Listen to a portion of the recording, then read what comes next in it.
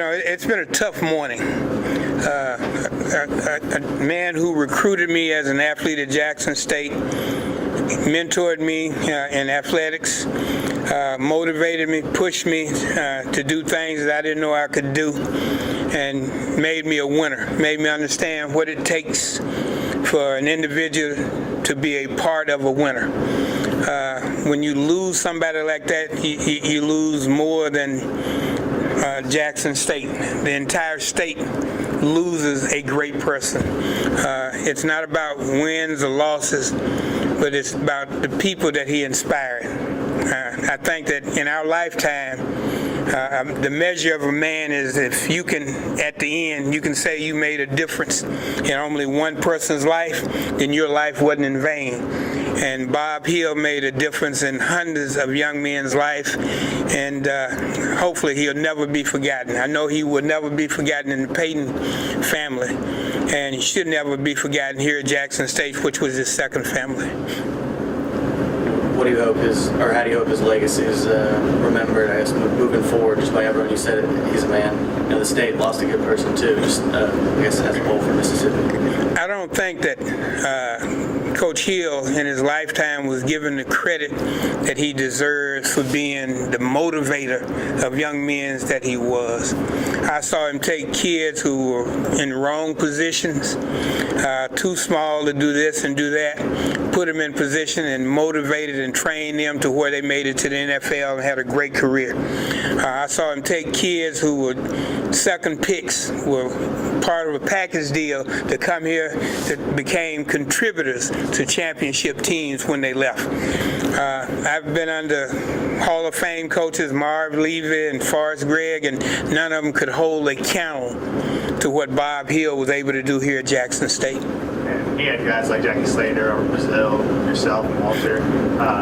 How was he able to maximize the talent of the guys he had? Well, he would never allow us to be satisfied with where we were, with what we could do.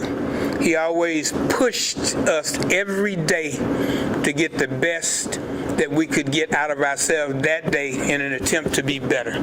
He would always say, practice is rehearsal. If you don't do it in practice, what am I to say you're going to do when you get in the game? So if you didn't run over people, run around people, make tackles, in practice you didn't get in the game.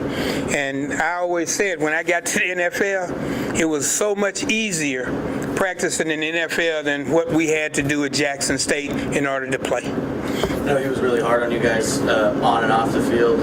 How did it influence, how all of you guys became and grew up as people off the field? Well, depending on who you talk to, a lot of the things that I learned from Bob about dealing with people as football players, I use in my golf coaching career. Because, if it works for athletes, it works for athletes. I'm still stuck with a lot of Bob Hill isms, Good babies don't cry. A dog can't serve but one master. I use that now. And when you look at it, you go, that's crazy. But when you break it down, you realize what he was trying to say at that time. And he used his own inevitable way of expressing that. And if you didn't quite understand, he would get in your face. And there were some things that we used to do called down up. He would down up us until we realized that he was not joking. We either had to get better or we were going to do down up our entire college career. Did he kind of get the ball rolling in the football program? Well, he turned it around. We had a couple of seasons of 3-6 and 4-5, and he became head coach my senior year. We had a great recruiting class. Walter in Brazil and Ricky Young and Rodney Phillips transferred in. But he took the same players that were 3-6 and went 9-1-1 the next year, and the year after that they went 10-0-1. So again, as a motivator, I have never played for anybody at any level who knew how to get the most out of an athlete as Bob Hill. So what are you going to remember the most about him? Most of the things I can remember about Bob, I can't repeat on national TV or in front of a mixed audience. But, he was a winner. He was a compassionate, private person who could look into your heart and tell what you needed or what he needed to do to make you better. And as a coach, that is exactly what you're looking for. I say today, and I always say that our university and this state has lost another great ambassador, and we have not given him during his lifetime the credit that he deserved for being able to do what he was able to do for people here at Jackson State University. You have one favorite memory in particular that you can share with us? Well, I did it earlier. Walter and I at halftime of the Grambling game, and at halftime, if you were losing, you didn't take your helmet off because Coach would start talking, which would escalate the voice, which would escalate into a rage, which would escalate into violence with the clipboard. So, I mean, he was walking around, he said something, somebody hit him right in the helmet with the clipboard, whack. And Walter's sitting next to me, and he nudged me, he says, bro, I'm scared. I said, shut up, I'm scared too. Don't look up, don't let him see you. But we went out and we were able to defeat Grambling.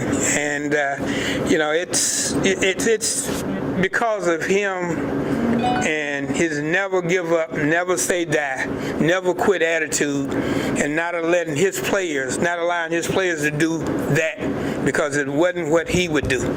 He wanted us to be the same type of players he was when he was coming up. Do the best you can with what you got because it may be the last time you get. I'm going to miss him. I'm going to miss him as a coach. I'm going to miss him as a friend. And I'm going to miss him as a legend. We lost several legends at Jackson State the last few years, and hopefully that his legacy will not be forgotten by the university, and I know it will never be forgotten by me. Thank you.